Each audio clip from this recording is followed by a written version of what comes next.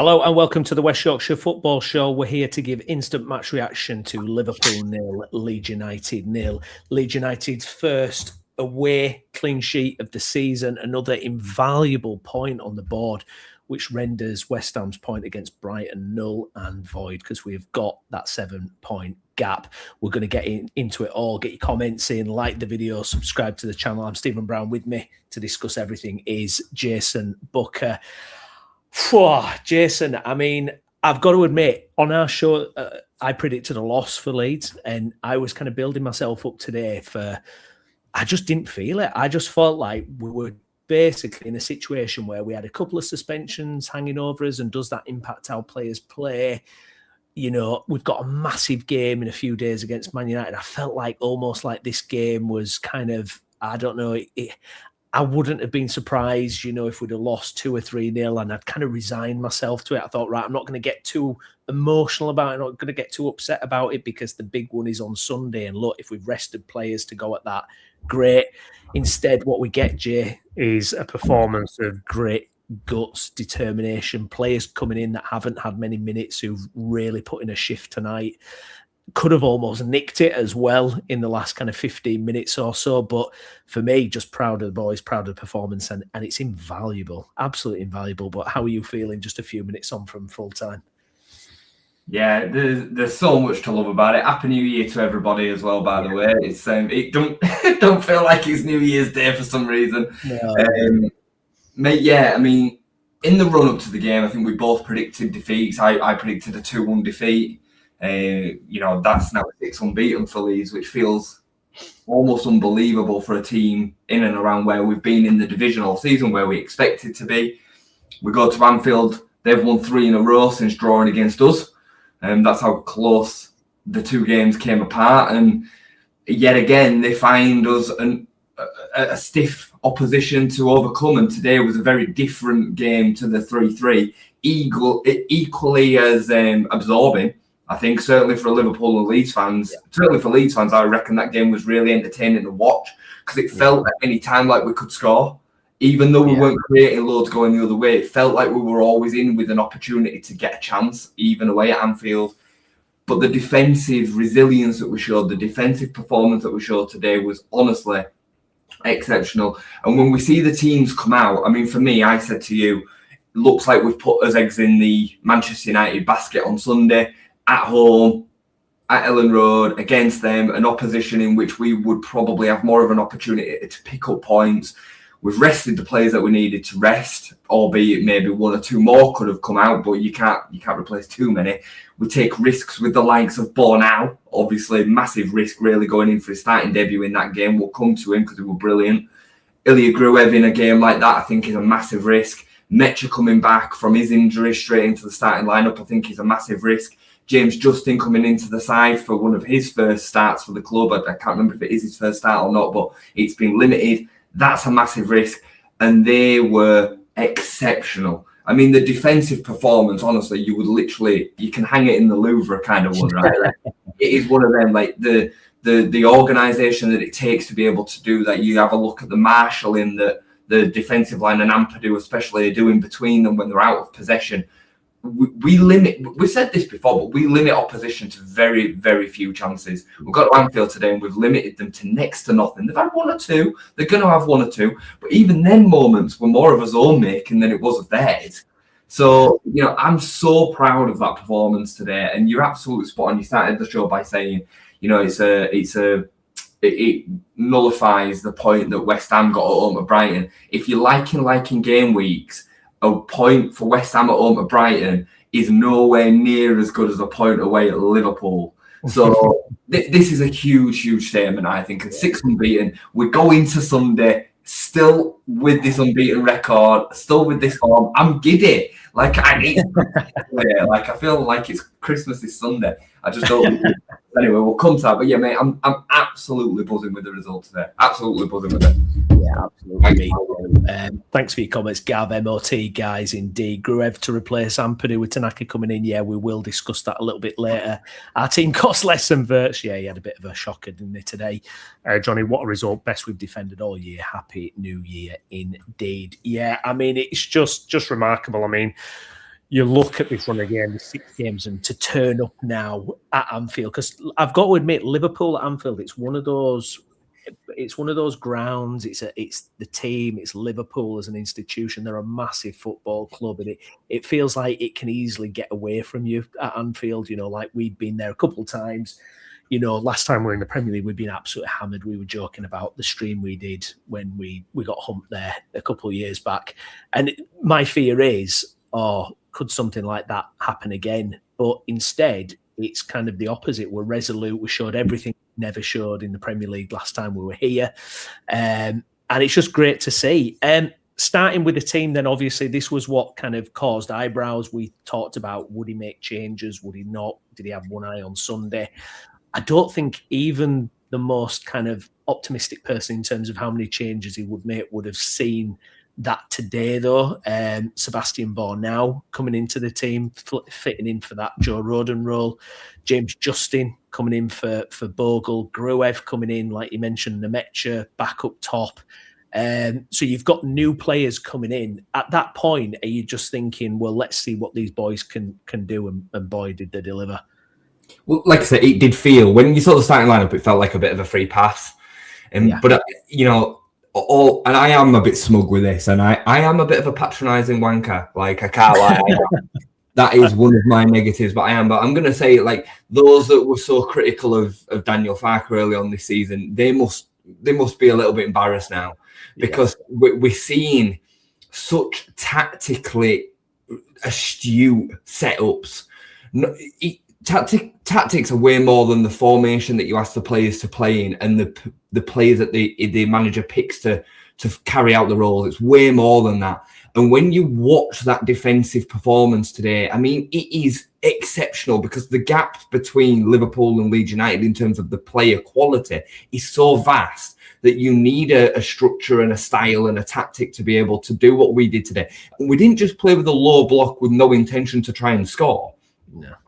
There were times, especially early on in the first 10-15 minutes, we were actually dominating the ball. We were knocking it around quite nicely. We still saw the Daniel Farke imprint. He still wants the team to play in the right way, in a way that can be entertaining and score goals. But we've got we've always been under Daniel Farke extremely good out of possession. And the way that we look in the Premier League version of that is even better. Like I say, you just need to take a time. And yeah, it don't look the same as a Marcelo Bielsa ball. It's not as sexy as that. But I'm telling you, a Marcelo Bielsa ball would never have been able to get a 0-0 draw away from home with that kind of team. It wouldn't.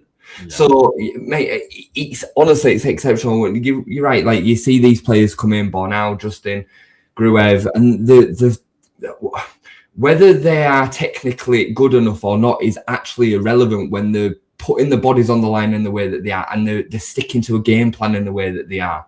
That bridges that gap. I'm sick of hearing myself say that.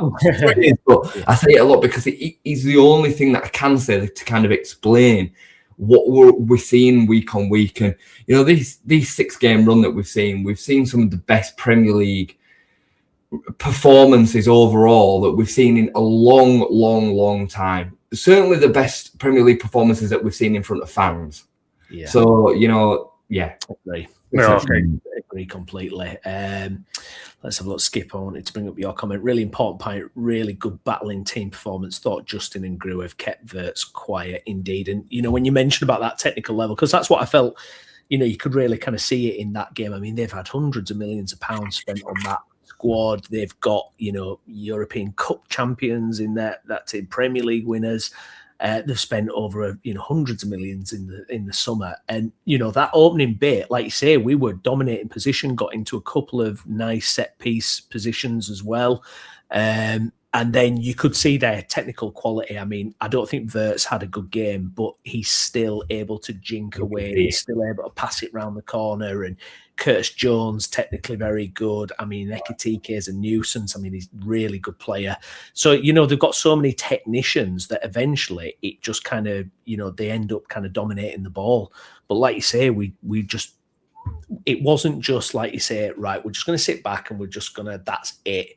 Yeah. You know, it was right. Okay, we're going to look for our moments. We're going to look for our opportunities. I actually think with a bit more quality, with a bit more composure in the final third, we could have had we could have had a little something today. Now that you can argue is just the standard of player and mentally, you know, on that kind of big stage, can they deliver it? I do feel we had some really good opportunities on the break where just that little bit more composure, we could have got, you know, a shot away or done even more. It was just sometimes that pass was just off, you know, it wasn't quite right. But, you know, it's difficult when you've not seen much of the ball and then you've got to kind of spring into attack. And I'm not saying that as a criticism, I'm just saying that's the levels, you know.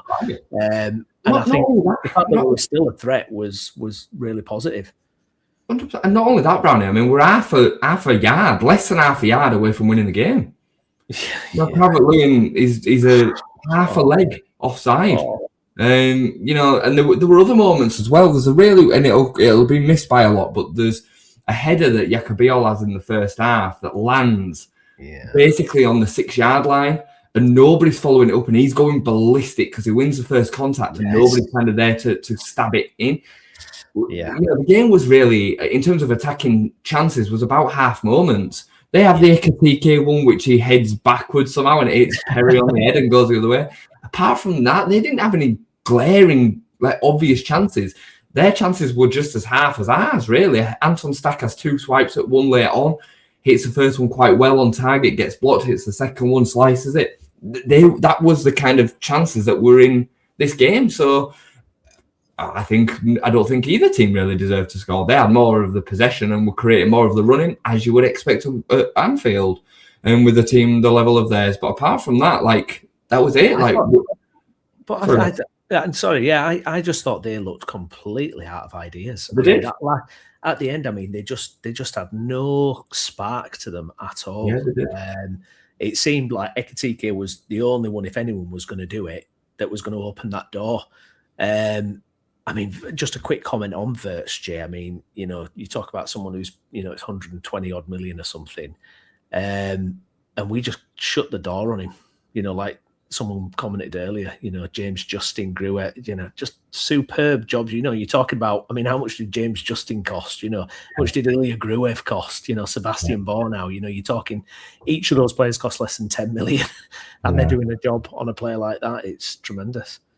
It just shows you, doesn't it? It doesn't mean everything. You know, we can go back over this recruitment conversation until we're blue in the face. But the facts are, is if the player isn't right for the league or the style of play in which you're wishing to play, it's going to look a little bit clunky, and it'll take time for Wirtz. Like, the standard's completely different. I mean, the Bundesliga is still a top league, but it's not. It is nowhere near the standard of the Premier League, you know, outside of Bayern Munich and Leverkusen, really, and Dortmund maybe. But even then thereafter, like, the standard is like our Championship. And every week in the Premier League, you're coming up against opposition like Leeds that are going to make it extremely difficult for you to play. You know, they're able to do that consistently over a 90-minute period. And that's why, and Liverpool are in a bit of a position as well, aren't they? You know, if it were Liverpool of last season, Wirtz had probably slotted in a lot easier, to been able to kind of grow into the side better, that his team were playing better. Their biggest problems is defensively. I know we made them look poor going forward today, but defensively, they're so fragile. They always look like they can be got at. And Van Dijk and Konate, I mean, for me, if I were in the Liverpool recruitment sphere, I'd be saying, look, we need desperate replacements for them. They need to be kind of started to be farmed out. I know they've been excellent. Van Dijk's one of the best Premier League centre-backs we've ever seen. He's in that conversation for sure. But right now, I think they're miles off it defensively. Yeah, they seem very vulnerable when you watch them. Tom, thanks for your comment. We frustrated Liverpool and Slot with our time wasting on throw-ins and goal kicks. I have no problem with that at all. Martin, I was literally shaking for the last 20 minutes. DCL goal will be onside next year when Wenger's rule comes in. Yeah, exactly. Yeah, absolutely. That'll be an interesting one to talk about if and when it comes, because I don't think it's as attractive as people think it is. But we'll get confirmed. We'll talk about it. But on the tactics thing, you know, far too often we've had that go against us, and I've screamed blue murder about referees allowing teams to get away with what we were doing in part today. Yeah, but understood that it's a part of the game and it's up to the referee to officiate it. It's up to the referee to officiate what we did today. If people start getting yellow cards for it, I say fair play. That's fine. Yeah, you shouldn't be able to waste time. But while the referee allows you to get away with stuff like that, I think it's fair enough. What I don't agree with is things that are outside of the rules. If it can't be officiated, then the bigger side of the FA needs to do something about it. And when I've been kicking and screaming about like the I know Chris has had his things to say about it happens all over the place. Keepers going down and buying a drinks break, so it's a tactics break and stuff. Like, I don't like stuff like that because I think it becomes the officials become unable to officiate it, and something needs to be done to create a rule around that. But I think what we did today was very smart. We got the crowd out of the game. We did it really well. Drop, couldn't you? I mean, God, that was quiet. It was so quiet, you could hear like individual shouts from people. I was like, Jesus, where's this world famous Liverpool atmosphere? What is going on? Let's talk about some players then. Let's talk about some individual performances because we've got a lot to get through on that front. A lot of praise to dish out. Let's start with some of the lesser seen boys from the season. I've just seen that James Justin has got player of the match. I don't know if that's like a Leeds in-house or if that's Sky Sports or not, but James Justin got player of the match. Totally justified for me.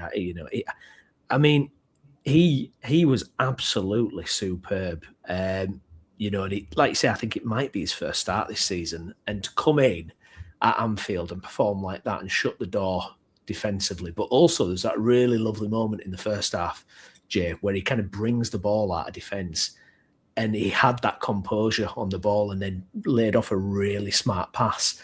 And I was just like, you are good at football, mate. You are good. And it's kind of reassuring as well because obviously Bogle is the first choice right back, wing back, whichever we're going with. But it's lovely to know that we've got some of that quality waiting in the wings if he can turn up and do that. But what did you make of JJ tonight?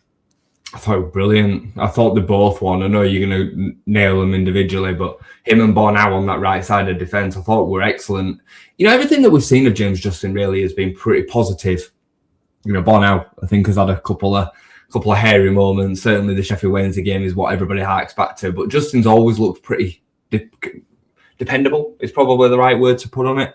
And he had a real job on his hands coming into that game today, and it was brilliant. It was absolutely excellent. Reads the game really well, strong, decent in the air. I know I said it was like 5'5". I think it's because he's like wider. I know he's 6 foot now, but he's like built. I don't know what it is. Like it's just about the way that he carries himself that makes him look tiny. But his pass distribution was good. His decision making was really good. Held up his opponents really, really well. Always was showing them the right way. Never made daft decisions. If anything, he looked more defensively kind of astute than Bogle, but he doesn't offer us anything near what Bogle does going the other way. So yeah, he really impressed me, did James Justin. And if he got man of the match, I think fair enough. I think for me I thought Biol was unreal today. He was in front of everything. His decisions, his heading, his commanding. I mean, even when Perry kind of looked like he was going to make a balls up, and I know we'll come to him as well, he was the one that was reacting. He was just brilliant. I thought Biol today. I thought it was absolutely sensational. But yeah, Justin, mate, what more can he say? Like he's kept anybody that was down that side quiet, and it was a combination of Ekitike, Cody Gakpo, Verts floated into there. Because he had then become the third centre back, didn't he? When it's like, right, okay, I've got to switch inside. If Bornau doesn't make Sunday, because he obviously comes off injured, I think it's more precautionary. I reckon they've probably said, look, anything with you, Seb, you're not being risked. If you feel any sort of pain, discomfort, because it was very quick, wasn't it? It was knock off. So I think if he's not available for Sunday, I imagine James Justin will probably go in at right centre back and Bogle will come back in on at right back. Yeah. And you'd have to say, fair enough. You'd have to say that you'd be comfortable with it, wouldn't you? So it'll be really interesting. I know we'll get into that as well, but it'll be really interesting to see what the team's going to look like on Sunday.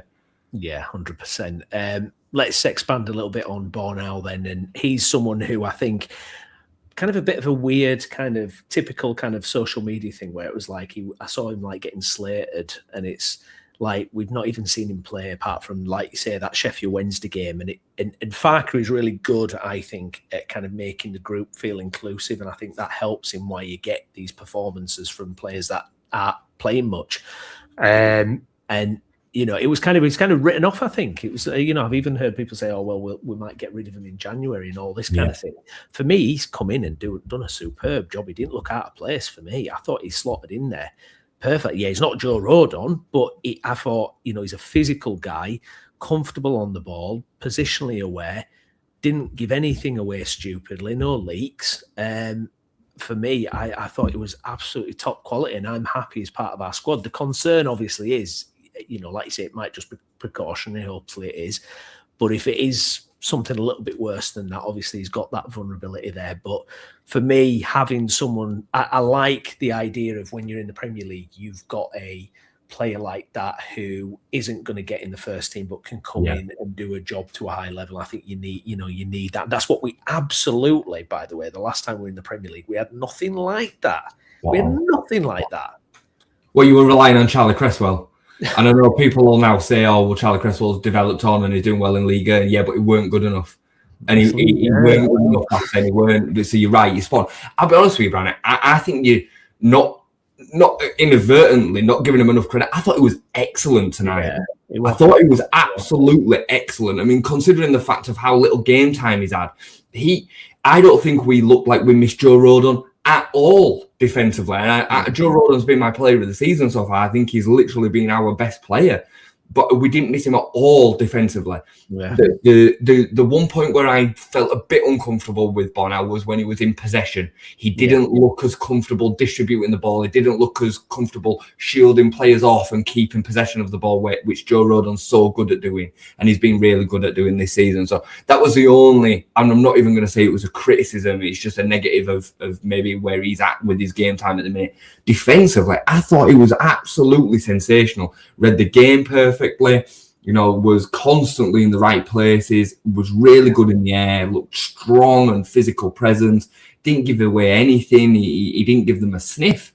So, and bear in mind, him and Justin have never played together. Never played together. I mean, both of them were completely, fresh really to the starting lineup. And you would not have told at all. I mean, when they seen the team come out, I bet their players in the changing room were like, right, we're going to get at that right side of Leeds United, our left. And they got nothing, Browney, out of it. So, I mean, I couldn't agree with you more.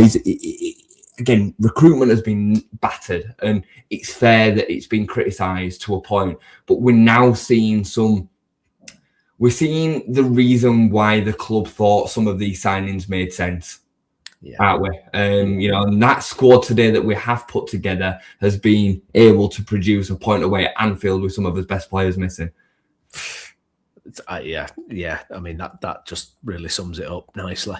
Jacobi Jolin, let's wax lyrical about this guy. Since he's come into the team, first of all, that kind of Man City half-time, I mean, he's just been imperious. And I agree with everything you said about him a few minutes ago. I just thought the way he's just so clever and on the ball as well. Those lovely little floated passes. There was one where, because it seemed like a bit of an outlet, bit that ball was on. There was one, and if it had just been a little bit short, it would have been in. But he just makes smart decisions, Jade. I suppose the only thing is that ball that Ekitike, when it comes over and he's wrestling with Ekitike. And it was a little bit reminiscent of the Chelsea penalty giveaway where it's caught over him and, he's scrambling back. Apart from that, I thought it was absolutely supreme. And I think whether we're playing with a 2 or a 3, for me, Yaka has to be in there. I really think he's just such a high level, high ceiling. We're seeing why he was so kind of coveted, not just by us, by Newcastle, a couple of other teams as well. Yeah, I mean, I liked him before he came, and his pace was a bit of a concern. But I think when you're highlighting that moment on Ekitike, I mean, Ekitike arguably is one of the best strikers in the world right now. Yeah. And sometimes you just have to say, you know what, they're gonna get the better of your players, and I think that just has to be okay sometimes. But you're right to bring it up. But you also have to then sometimes just give credit to the opponents as well, because if it were the other way and Dominic Calvert-Lewin had done what Ekitike did, we wouldn't focus on what the centre-back didn't do. We'd focus on what Calvert-Lewin did.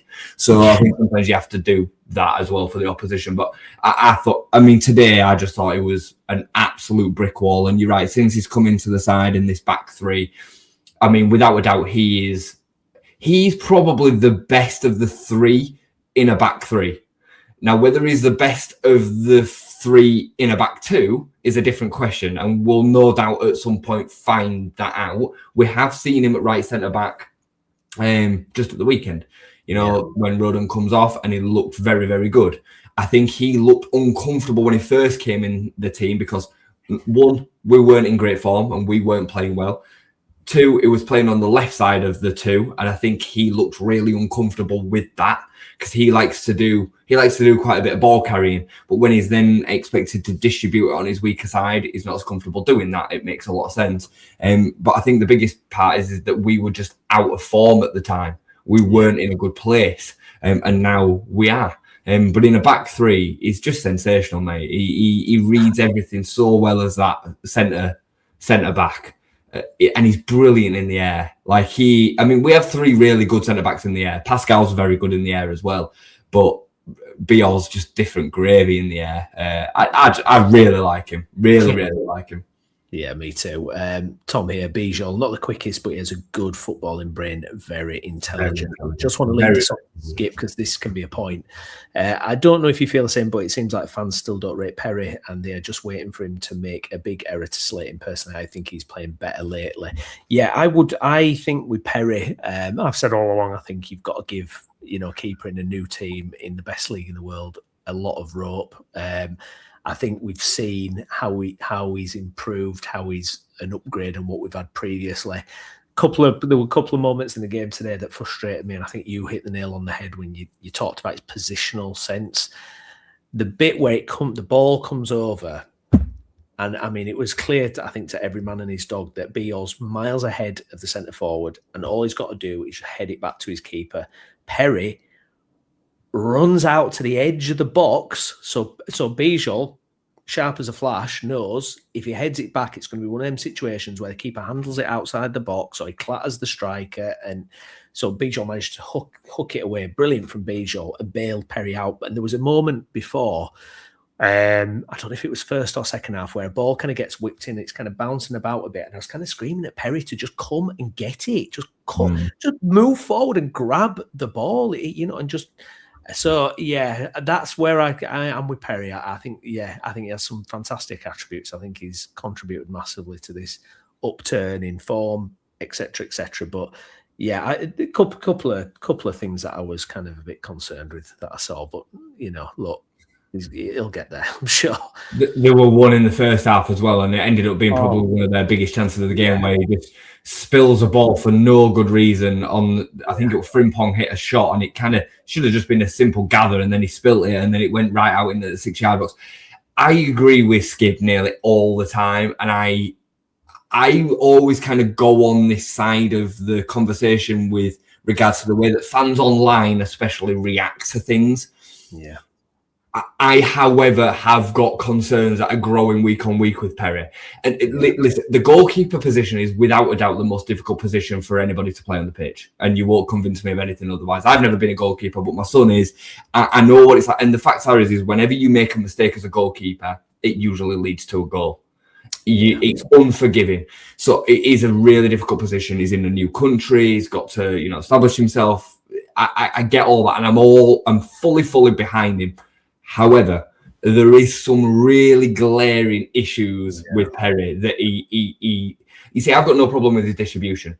People were going mental about his distribution a couple of weeks ago. I watch his kicks and I think, most of the time they're fairly semi-accurate. He's under a lot of pressure a lot of the time when he's kicking them. Quite often, especially Pascal, he puts it onto his left foot a lot, so he's having to shank it. And I've got no problem with his distribution, but what you're just mentioning there, his game awareness, his situational awareness is a real problem at times. That was simple. That situation, that whole situation was really, really simple. He takes 5 yards distance back, just gets on the back foot, Biel heads that back and he gathers it up. It's literally a nothing. But because he rushes out, it creates a problem for Biel that didn't need it to be there. And we've seen other versions of this happening. He's too indecisive coming off his line. Wiping out the Crystal Palace player the other week, I think it was Uche, that was exactly the same kind of thing. And the ball was over the top of Biel, but if he'd have either committed fully to it to start with, he'd have got it. Or if he'd have stayed back on his goal line, he probably saves it. Yeah. So he's them kind of moments that he needs to improve on. But look, we've got to get behind him. He's a project, is Perry. He's absolutely a project. Yeah, and Farker said as much, hasn't he? You're not getting perfect polished diamonds, are you, at Leeds United when you've just come up. Some comments I want to get through, and they will trigger a little discussion later on. Michael, West Ham signing a Portuguese forward and exploring a move for Sterling. Crystal Palace signing Brendan Johnson for 35 million. Bournemouth with the money from the Semenyo sale will buy. Yeah, we'll kind of cover a little bit of that stuff a little bit later on. 78, thanks for your comment, mate. Farker, Brendan and JJ showed today why they and Leeds United deserve to be in the Premier League. MOT, exactly. Dav, clean sheet at Liverpool. Who'd have thought? Yeah, absolutely. And George here, Leeds got their overdue clean sheet today. The frustrating thing is that Leeds find a way to lose their clean sheet. Not today, though. Yeah, some more kind of performances and players that were out there as well. Ilya Gruev, Jay, full disclosure, I did put in the group. It seems a bit harsh on Ilya, but every time he's kind of named in the team, I feel like, I'm like, that's going to be a vulnerability. And then a lot of the times he does kind of prove me wrong. I thought today he was decent. Now, with Gruev, you're always going to have the physical disparity, the physical disparity between him and, bigger Premier League players. But there was a moment towards the end, Jay, and it was just football intelligence. Like, he took it down and took it round the defender. And I was like, that's such class. That is such class. Like, I just don't get it. So yeah, it's phenomenal to see. And look, fair play. I mean, it's a big decision. I probably would have gone with Tanaka for Gruev, but so be it. And fair play. I thought it was decent again, Gruev. I said to you during the game that I'm pretty sure that I look more technically capable on the ball than Ilya Gruev. Yeah. But his mental kind of attributes are just unreal. He's got the game awareness and the intelligence of an Andre Pirlo, but with the technical ability of a non-league footballer. That's what, like, even there were a moment over on the left-hand side of the pitch where he kind of like shanked a pass, then it came back to him again and he shanked a volley, like a half volley down the line. And it's like, come on, Ilya, like, you're a professional footballer, like, you should be able to make that pass. But then you're right, like, everything else that he does as his presence is just sensational. He's really, really, really clever. Really, really clever. He reads the game. He reads the game as well as anybody on that pitch today. It's just he doesn't have the pace to get around the pitch into them positions that he needs to get to. That's why he's not that next level of player. That's why he's playing for Leeds United. Because honestly, his game reading and his mental abilities are on the pitch are off the charts good. I can totally understand why Daniel Farke likes him. I can totally understand why he has a role to play within this side. And I mean, bear in mind, again, he's barely played this season. Comes in away at Anfield, and he was flawless. He was sensational. He's just a funny player. He's a funny player to watch. Like, I really enjoy watching him. And we spoke a lot about him in the off season, didn't we? We spoke a lot about him because in the Championship he stands out as just such a good operator. But in the Premier League, his physical attributes were always gonna make him struggle. And we were like, probably we end up letting him go, but he might make part of the squad. We never saw him really starting games, and every time he's come in this season, we've had this conversation. And every time he's looked the part. Yeah. You can't argue it. He's looked the part. And I'd probably say that the 3-5-2 suits him even more because he has more bodies around him, so he has to cover less ground. So more protection. Fair play to him. Mecha coming in again, back on the pitch. First full start since the hamstring injury. How do you think he got on? Mecha, I like some of what he does. but you see how much he can't do with the Calvert-Lewin role in this 3-5-2. Yeah. There were too many times where the ball was just coming straight back at us from Van Dijk and Konate's header because Mecha was jumping off the ground and he's only getting up a few inches. But Calvert-Lewin's special in the air. Like his technical ability of being able to get himself up off the ground. I mean, it's Ronaldo-esque. He really is that good in the air, is Calvert-Lewin, which is ridiculous to say, but it's true. Like the way that he hangs in the air, his capability of being able to be physically kind of strong, backing up to the defenders is brilliant. So you really miss that when it's not there, especially when Brendan's alongside Mecha, because you're not going to get a lot of physical presence, are you? So yeah, I thought he did fine. I thought he worked hard. I thought he covered the ground really, really well. But I personally really missed Calvert-Lewin anyway. Yeah. I did think there was a kind of not a marked difference when Calvert-Lewin came on, but he's just so polished, is Calvert-Lewin, the way he operates. I do think Mecha battled really well, although a couple of times he won the ball off the centre-backs. And it's just so vital that we've got someone like that, in the squad. If Calvert-Lewin can't come on. In terms of the subs, Jay, I thought he got the subs bang on today. I thought Okafor really came on and made a difference as well. I think with Okafor, as we've mentioned before, he's got the technical ability, he's got the skill, and he did scare them to death. You could see it down that wing. It was suddenly a real outlet and driving the ball forward and, nearly set up a couple of really good opportunities as well. Obviously, DCL, you know what you're getting in. He just looks sharp, doesn't he? He just looks absolutely sharp. You can 100% see this is a guy who's banging form. The goal, honestly. We've got such a clever little finish, wasn't it? But obviously we saw a little less of Tanaka then.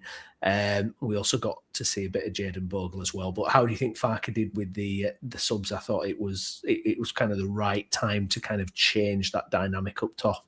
Yeah, well, and it did actually have an impact. We started to see a little bit of a threat. We obviously had the ball in the back of the net in the way that we did. Unfortunately, it was just offside. It'll be interesting to see long term, maybe after this weekend, whether the new partnership is Okafor and Calvert-Lewin. It will be interesting to see how kind of Daniel Farke sits with that now. Because for me, I would still go back. I would, but I do recognise the fact that Okafor has done some nice things that Mecha can't do, and he does give us a presence, he gives us a threat, and I think while there's the competition there, it's really good to have that issue. It's really, really good to have that issue, but I thought he nailed it today. It didn't feel like we wanted to change too much when we did. There were some leggy moments from the midfield as the great game grew on, but they're gonna be. Like, there's absolutely going to be, if you were to replace Tanaka with Gruev too early, you lose some of that defensive rigidity. You lose the flow of the game. Like, I personally didn't want to see any changes in that area of the pitch too early. You mentioned that Stack were getting tired early on. What do you do? Do you bring him off and lose all of that when I started a comment a minute ago. I'll probably just bring it up now. I again think that you just want to look and find a problem here, George. And I'm not having a dig. I'm really, really not. We're in the midst of a 6-game unbeaten run. Farke's showing that he's getting things right time and time again. Tanaka's played plenty of game time for his first season in the Premier League. And he's also made plenty of mistakes too, which we've highlighted. Now, that's, again, not then to say that he shouldn't be starting games ever, but the manager today has picked a team that he saw as capable of getting something from that game, and we got something from that game. Not only did we get something from that game, but we were good value for getting something from that game. So let's just give the manager the credit. Like, why should we have started Tanaka when we got a 0-0 draw away at Anfield? Yeah, I don't understand this mindset of there's got to be a problem. Like, no. I agree. I think actually, if you compare kind of Gruev and Tanaka in terms of consistency this season in their appearances, I would argue Gruev gives you more consistency. Now, Tanaka has higher points. Obviously, the goal against Chelsea, fantastic against Chelsea, really good against Everton in that opening game. But then we've had moments, the Tottenham switch off, the Bournemouth, one of them, where he switches off and gives the ball away. And it happened, I think, a couple of other games as well. The goal against City, I was a bit nervous when I'm not going to lie. I put it in the group. I was a bit nervous when Tanaka came on because I thought, please don't do a Tanaka where you end up passing it to them and they go nick it at the end or something. So, But like you say, I think, as Dav says here, good squad management, and that's what it's about. And look, if you've got those players vying for it, that's absolutely fine. But I think Daniel Farke is clearly getting it right at the moment. I'm seeing similar things on Twitter from fans about Willie Gnonto. Clearly don't like Gnonto because he don't get on the pitch today. Like, what? Like, what are you talking about? Like, Okafor's in pretty good form at the minute. He's been looking good. He's been starting a lot of games. He's the one to come on in that position. Later on, Gnonto came on against Sunderland and looked really poor. Yeah. But people they get it fixated with certain players that they need to be seen and that they need to play regardless of actually how they're playing. And I think this goes for Tanaka. And I really, really like Tanaka. Tanaka is so much more fun to watch than Gruev. He's technically so good in comparison to Gruev. But in terms of the sum of its parts, the whole kind of application to the team, what the team needs at that point in going into this game wasn't Tanaka. And that was proven out on the pitch. Yeah. Can I just say on Willie Gnonto as well? For me, Okafor's like levels above. Oh yeah, levels and levels. And if you're taking a winger off, playing down that left side, it's Okafor over Gnonto all day. And look, fair play. Gnonto's had, against Liverpool, that impact was really good. Loved it, but it's been few and far between. Let's not pretend. But yeah, I think there's still an idea out there that he should be getting more game time, which is a bit strange. Right, let's have a look at some of your comments from previous. Let's have a look at a couple of things just to make sure we're covering everything here. Michael, bias referee today, decision to give Ampadu a yellow, never a handball. Let's talk about this because honestly, it felt like to me, and I put it in our WhatsApp group, that any decision was always going to automatically go Liverpool's way. If there was any kind of indecision about it or consideration, right, it's Liverpool. The one you mentioned where Stat gets fouled, and then, the making up this, contact there and the ref buys it at the end of the game when it was 6, nearly went to 7 minutes before he blew up. And just little fouls, little moments, throw-ins and stuff. It was like, you're almost up against 12 men. It's frustrating, really, Jay, because you just come to expect it, don't you? You see it in the first 15 minutes, a daft decision goes their way. You just think, oh, here we go again. What is going on? Yeah, we've had him a few times this season. And I think he's absolutely atrocious. And I think the bias that belongs in the Premier League is so evident. Yeah. It's so evident when you're part of these games. And I do get it, they're human, first off. They're in front of 45, 50,000, 60,000 home fans going away at Anfield. It's tough. I get it. Yeah. They also have a lot more of the ball and a lot more of the attack, which means that their decisions will more often go in their favour.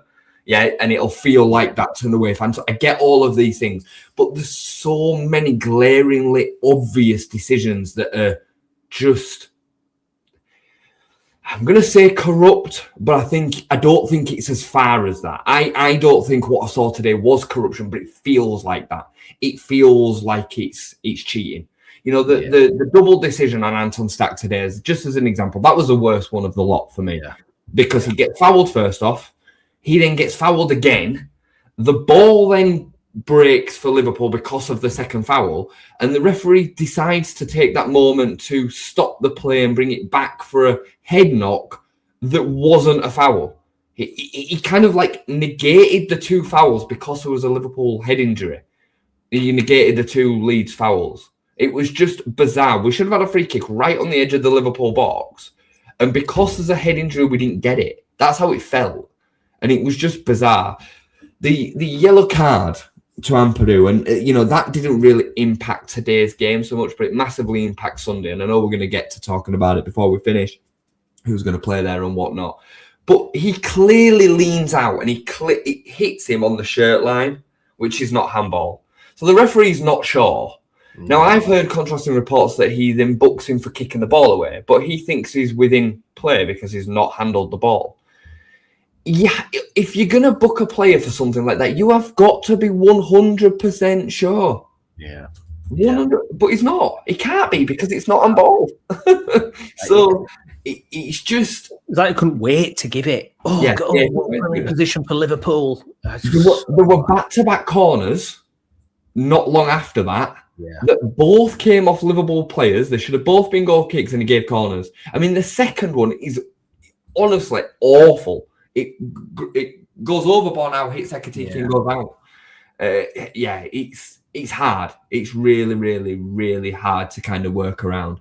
And we've heard small clubs complaining about this for years and years and years and years. You know, small clubs, I'm not putting us in that bracket, but I'm talking about the teams that are towards the bottom of the division. You know, I remember Tony Pulis screaming blue murder about this for Stoke for years with Arsenal, Manchester United, Liverpool. It's existed and will continue to exist until the dawn of time. But it makes it nonetheless frustrating. So frustrating. Daniel Farker has actually had a little comment on it as well. So one of his post-match comments, he says he has to calm himself down with the point over the caution for Ampadu, which has suspended him from the Man United game.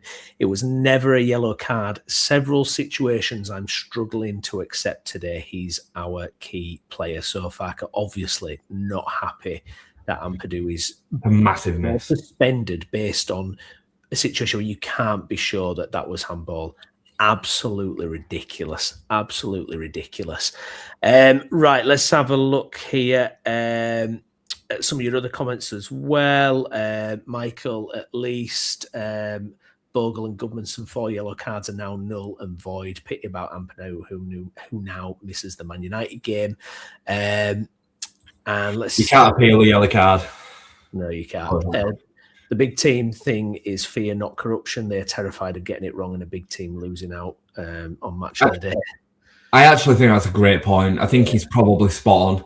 I think it is probably fear rather than corruption. I wouldn't be surprised, me and Lewis spoke about this in detail, but I wouldn't be surprised at all if in years to come we hear about some level of corruption around Premier League level. I wouldn't be shocked at all. But I do think overall it is this. This kind of expectation that the big it's the same as the Super League and kind of wanting to go down that route, and they monopolise the sport. We spoke quite in detail the other day. I can't remember what it was that triggered the conversation about drama taking over sport rather than the integrity of sport being what sells. And the same applies to this. Like, the referees are a huge part of creating drama, and unfortunately, they are part of it. They're part of a massive problem. I mean, the standard of officiating is so low. It is so low. It's so poor. It's never been worse than it is right now.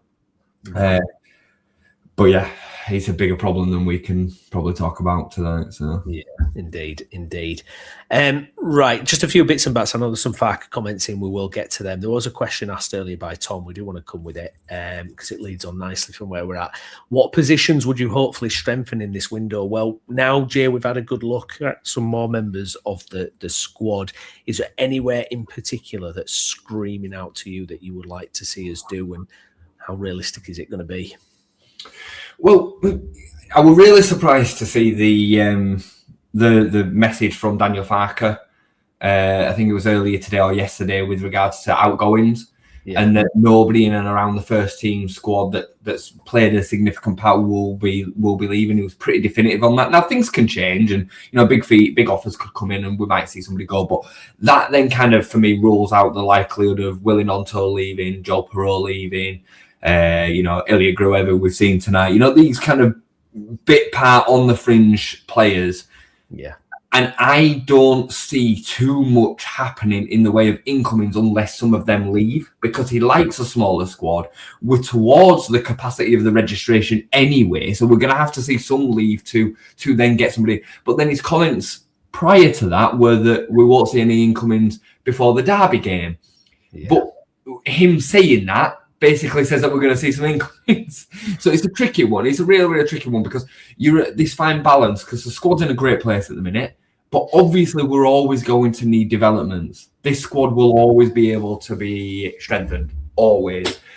The most alarming positions, I personally think, if we only had maybe 2 to go at, I would say striker and centre-back, because you've got injury concerns in Metcher and Calvert-Lewin, certainly in Metcher. You've got injury concerns in the back line with Bornau, Rodan out for a month. Struijk is always injured at some point. We will lose Pascal likely for 10 or so games. If you're going to treat Dominic Calvert-Lewin and Metcher with the injury tag, you have to do the same with Pascal. He's had 10 to 15 games out of the last 3 seasons. So that's fact. So you then have to look at them 2 positions. And obviously in both of them positions as well, not only have you got injury concerns, but you've got the most positions to cover if we're playing 3 back and 2 up front. Yeah. Or depth to position. So you have to then look at them two spots. And we can significantly improve in them areas. You're going to need to improve in all of them, Brownie. It's just whether it's the right time to do it or not. Like, can we improve on Tanaka, Gruev, Brendan Aronson, and a couple of the others that are playing in the centre midfield? Of course we can. But are we going to be able to then facilitate them within this squad right now this season? Probably not, because you're going to end up in a position where you've got 8 midfielders and some of them are not even making the squad. So it's a real tricky one, but I would say centre-back and striker if you were going to press me on it. But I hope there's movement, but I hope it's not loads. Yeah, I think it's a real difficult balancing act, isn't it? It really is difficult because we have been bitten before where we've not done anything in January, and then you get a bad injury in February the 1st, and it's like, oh, we didn't cover our asses here, and now we're going to get stuck. And that's always the fear, isn't it? You get into Feb, like you say, if you've not got another striker, suddenly Calvert-Lewin's out for 2 months, or like you say, Struijk. I think that's a really good point. Probably flown under the radar. Actually, he's always has an injured period, every season. I think in terms of that quality jump, it's going to be hard to make those moves and do those things in January, isn't it? Especially, if we can't, get any outgoings. I know Peru is probably, there's a few things seem to be bubbling with him with championship teams. And, maybe if someone like Peru does go, it seems now he's really kind of down the pecking order. I mean, he just doesn't fit this team at all, really. I'd be stunned if he was still here come the end of January. And I like Joe Peru. I don't like the version of him that we've unfortunately had to see in the Premier League. Yeah. And I don't think he fits in the 2 up front in this mould at all. I think he does suit a 2 up front, just not in the Premier League version of the way that we're playing. I just don't think he suits the system at all. I'd be stunned if he sees the end of January, because he's not even getting on the pitch at all now, really. He's bit part 5 minutes here, 5 minutes there, but you're talking about a serious player. He could go to Southampton, as an example, who are 12th in the Championship, and he could see them finish in the top 6. Because he's that level of importance. He's that good in front of goal. He could really transform a Championship team. But they're going to have to pay 20 million quid for him. And that's going to be a problem for a lot of them as well. So it's going to be really interesting. It's going to be really interesting to see what happens. But I would like to see him moved on, maybe loan with obligation to buy or something like that, and then go out and sign another 9. I saw somebody comment a young 9. I disagree with that, because I think you're looking at a real select pool of potential players as a young 9. Who's going to actually be good enough to actually come in and actually start games for Leeds United? That's a young 9. I think you more need to look down the route of a top player that's out of favour somewhere that can come in and make an instant impact for 6 months, score 5 to 10 goals. That's what I would like to see. Yeah, Michael's mentioning about the Fulham players we were linked with in the summer, Wilson and Moniz. I think Moniz has been injured, and he's completely been out, hasn't he? And Wilson, he's having an absolute scorch of a season, so that ship may sail there. We don't have a chance of getting Harry Wilson now. We don't have a chance of getting Harry Wilson. Harry Wilson's arguably on for being in Premier League team of the season so far. He's been excellent. So Fulham are not going to let him go to us. Fulham are still in and around a bit of a battle for relegation. They're not going to be completely comfortable yet. So no. This is an interesting point here from Arthur that he touches on. Farke knows how to get players in, make them look good 3 months later, and there's something to that as well. If players come in January, we've seen it with Farke in the Championship before. where, I mean, I think we had Connor Roberts the first year who came in and kind of did a job, but not kind of much more than that. And it's interesting because, I think a lot of people view the January transfer window as this kind of, make or break thing. I don't know if I feel a little bit differently about it now, because I just wonder how much impact you can have, depending on your player profile. Like you say, I mean, West Ham, I mean, God, have you seen Fabrizio Romano's tweets tonight? He's tweeted out about 3 or 4 times with West Ham deals close by. But, there's a lot of players in there where it's like, the £21 million player from the Portuguese league. And it's like, I don't know if that's it might be exciting. It might be kind of like, ooh, because you never know if you've got the next, Brazilian Ronaldo or something. But the likelihood is players need time to adapt. I mean, who comes in hitting the ground running straight away? It's tricky. I saw somebody mention West Ham of, we need to be buying it. We're quite early on in the stream, so thank you for the comment. But I wouldn't be that enamoured if I were a West Ham fan. Now, look, it might transcend that these 3 signings that they're making are all going to hit the ground running and it'd be a blockbuster and it turn the season around. But the likelihood, as Browney says there, is that they'll take a bit of time to get going. They won't acclimatise to the Premier League as quickly as you think, and it'll actually be flops. I think they spent about 60 million in these 3 players. They signed Tati Castellanos from Gil Vicente and Pablo. Who, I mean, I know a little bit about Castellanos just purely from Football Manager. I've never heard of Pablo before. And they signed, there were another one as well that I thought were after. Yeah, there's another one that they're getting close to as well, isn't there? God, where's that one gone? I can't see it, but it'll be on Fabrizio's page somewhere. Yeah, Lewis Gilham. No, Lewis Gilham's gone out. He was at West Ham. He's gone to Sporting. Oh, sorry. Yeah, of course. Yeah. God, yeah. That's the other way. But the point is that, like, these are a bit of the wild card signings. They are literally almost panic station kind of stuff. Like, I don't think that this is as exciting as I would want to see if I were in the depth of this being my club. I'd be worried.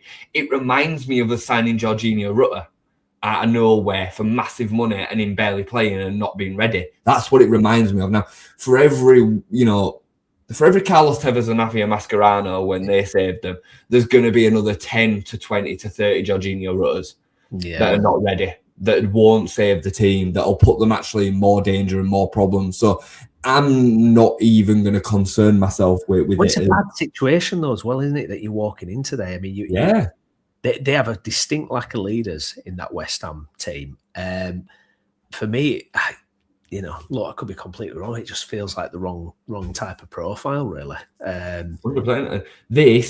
I mentioned it in the group earlier. Yeah. Nathan Ake's turned West Ham down.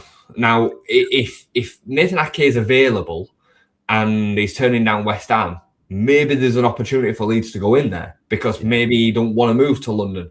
Maybe he's happy living in Manchester, and he'd fancy the fact that we're looking pretty comfortable, and he'd slot in. I mean, Nathan Ake would be a top signing for Leeds United, and this would seriously elevate us. And you're talking about being able to play across the whole of the back line. He can play left back. He's left-footed, so if Pascal does get that injury, he would come in. I mean, Nathan Ake arguably would start over Pascal Struijk from day one. So that'd be a top signing. So yeah, this would be a signing that'd concern me. But the ones that have been talked about, until we see something different, and I would always argue with players like these that there's a reason that West Ham are having to desperately sign them in January, and they're not going to one of the bigger teams that are more secure at this stage of the season.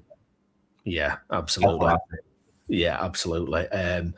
Michael says here, with the amount of money West Ham have spent over the last few years, they're pushing close to PSL. I mean, it's like Jay says, they're in desperation zone now. They'll be absolutely terrified of going down.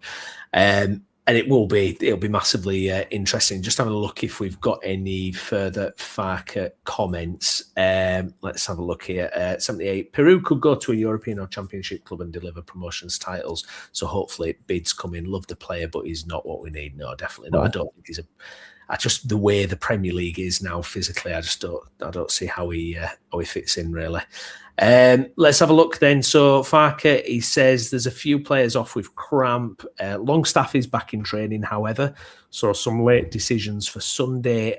DCL rested on the bench with a quick turnaround. I know how much this game means. Points to the fixture list being unkind in terms of kickoff times. Well, looking ahead to that one, Jay, just before we kind of sum up our thoughts on tonight's game, it's a massive one.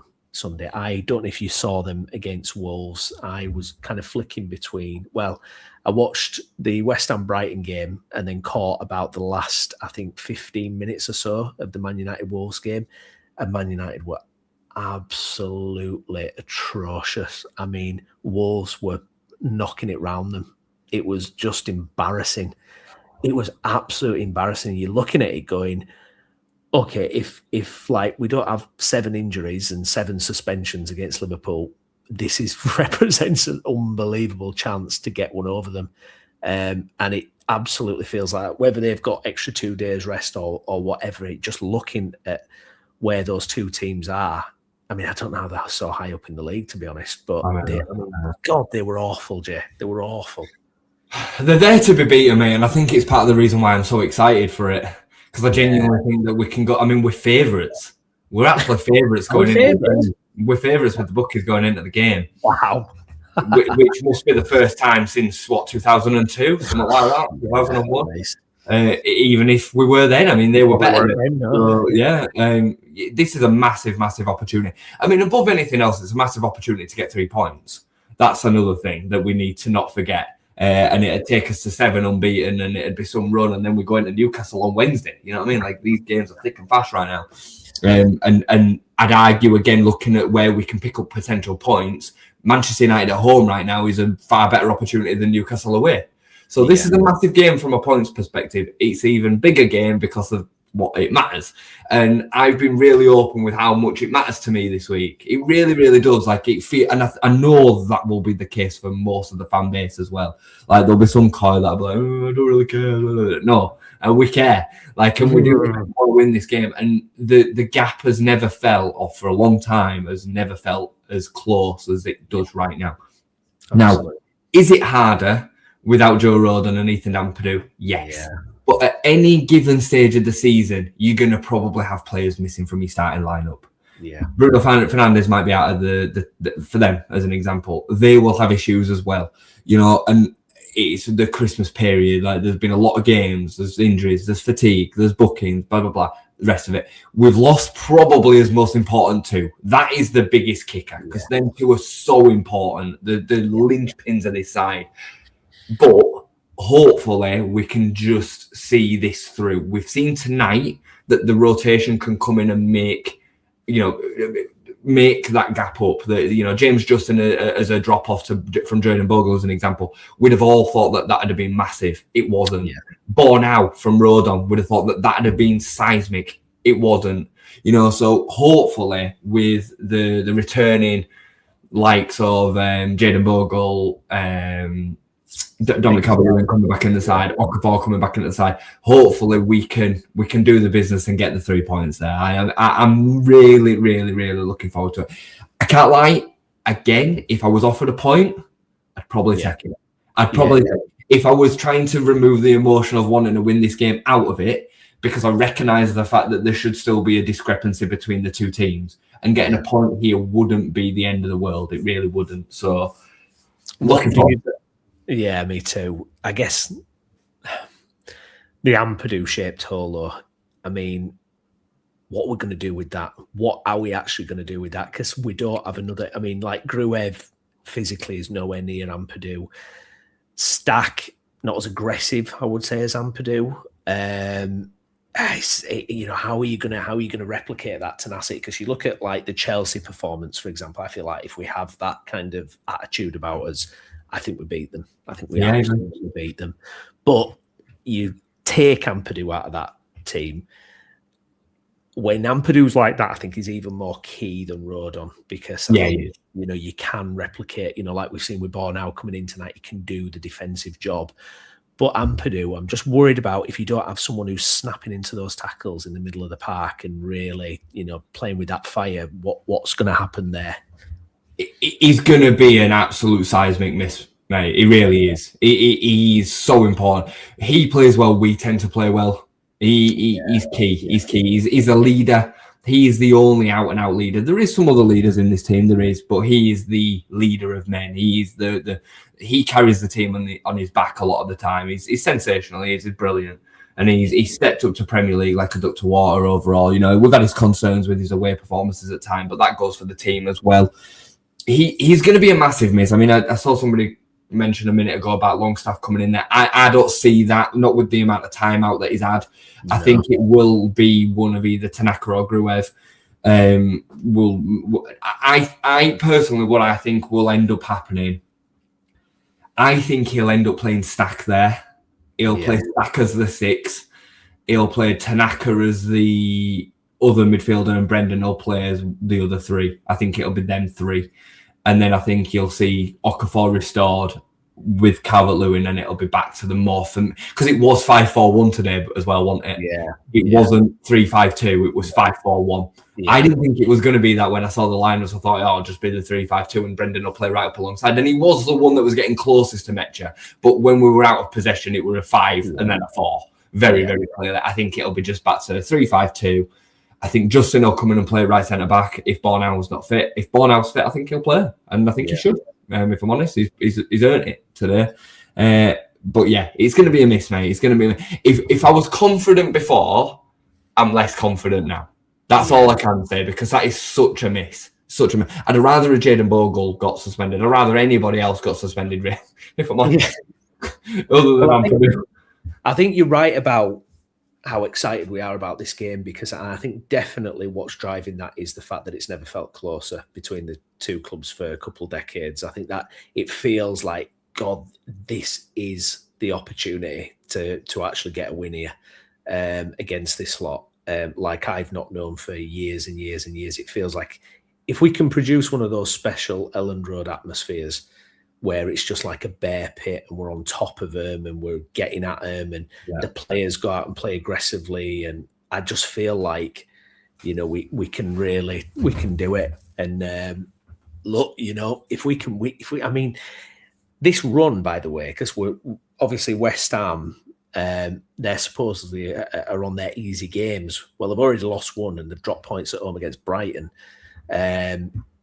And they've got Wolves, I think, next. Again, I don't think it's going to be straightforward for them at Wolves. I really don't think it's going to be straightforward for them. So if we can beat that lot, then, I mean, Jay, you're talking, what would we go up to, 24 points? I mean, it's massive. I mean, we've got a toe in next season's Premier League, I would say. It's nowhere near over. It's not, but we've got a toe over the line. That's how it kind of feels at the minute with the 7-point gap and the way that it's gone for West Ham. Just a couple of comments I want to just bring up. I just want to bring this up. Like, I think we've been in this position before, Michael, right? Like we've been in this position before where we've looked down as nose at a point away at Burnley, as an example, and then, you know, in hindsight would have been like, yeah, actually, that'd have been a really good point. This is one of these situations. Now, I'm not saying that we will go into this game not wanting to win it. Of course, we will want to win it. But a point on the board here would be still huge. This is still Manchester United. It's not the Manchester United that we all remember. I know that. But it's still Manchester United. It's still a team that's got millions and millions and millions of pounds invested in it, that's got a Premier League established kind of set up and backing that we've not got. You know, it's still got Champions League winners over the pitch. It's still a top set of players. Yeah. And I'm not saying that we go into it wanting a point, but if it was offered, I think you would be foolish to just think, no, we should be winning this game. And personally, I'm not having a dig. And I think, you know, you're also saying West Ham play Wolves on Saturday and it's likely a win. It's not. we in that same breath you're saying about Man United, you know, they go and draw against Wolves at home the other day. Like, it's not a foregone conclusion that West Ham win that game.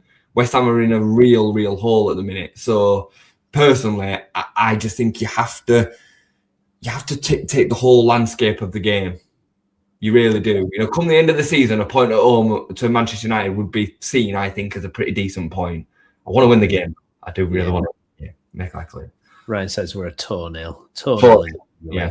And a point a game for the rest of the season, and we'll be in with a shot of staying up. I got to say just one comment on West Ham as well. I mean, Brighton, honestly, Brighton could have scored 4 or 5. I mean, they're just, Brighton's so frustrated. I was like, just make the right decisions and you can absolutely pump these lot. It's ridiculous.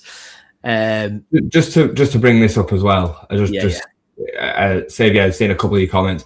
I agree with you that the bottom 3 will probably end up being the bottom 3. I've seen your next comment, but we need to be careful with this. Yeah, because we are not so much better than the teams around us. The team, together with Daniel Farke and the system and the way that we're playing at the minute, is really pleasing and loads to be optimistic about.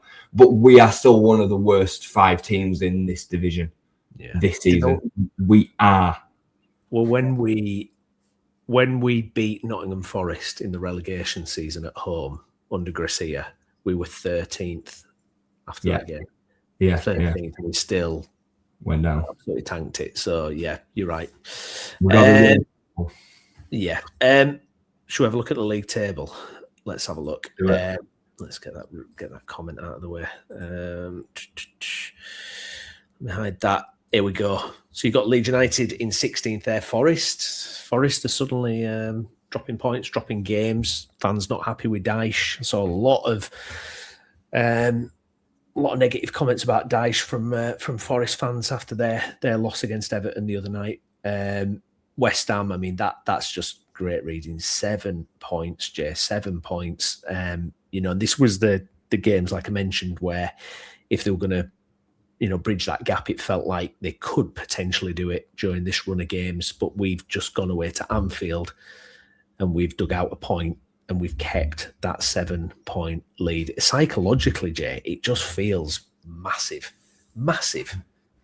Yeah, absolutely, mate. I mean, it's funny because them 5 unbeaten on there, it don't look that great without any context.